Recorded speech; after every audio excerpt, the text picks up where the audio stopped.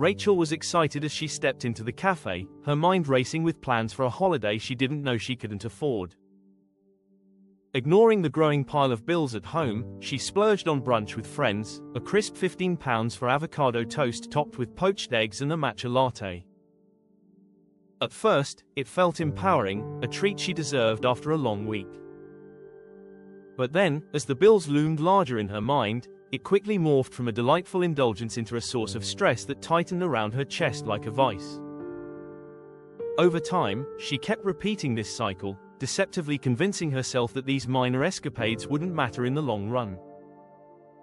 "It's just £20 here and £30 there," she told herself.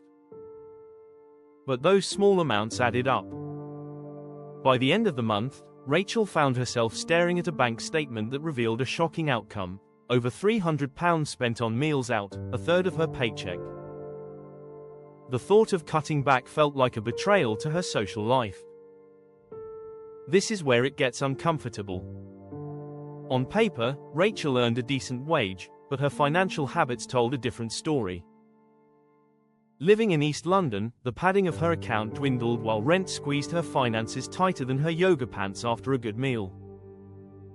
Despite having a stable salary of £2,500 a month, the harsh reality was that her outgoings barely allowed for any savings. This pattern felt normal to her. Everyone else seemed to live the same way, drowning in a sea of simple justifications. But as Rachel scanned her Facebook feed, filled with vacation photos from friends who seemed to effortlessly sail through life, envy seeped into her consciousness. "What am I doing wrong?"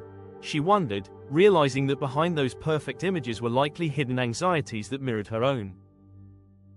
She hadn't considered that others might also be using credit cards just to keep pace, racking up debts that felt insurmountable. As the months passed, her casual spending transformed into a silent catastrophe. With each lavish brunch and weekend getaway justified in the name of self-care, Rachel's finances spiraled. It started with a casual overdraft. Soon, she found herself unable to pay for essentials. This feeling of being broke while trying to live like those around her grew into annoying dread. Eventually, a missed rent payment jolted her back to reality. The landlord's text cut through her whirlwind of financial denial, the kind of shock that sends shivers down your spine. £1,200 overdue. Panic set in. All of a sudden, what she brushed off as harmless self-indulgence transformed into a creeping fear of eviction. It was a stark revelation that money isn't just about numbers, it's about security, peace of mind, and even dignity. Rachel's experience echoes a deeper truth that many of us refuse to acknowledge: the illusion of affordability can lead us into a financial abyss. We prioritize satisfaction over responsibility, thinking we can simply catch up later. But real life often doesn't allow for catch-up.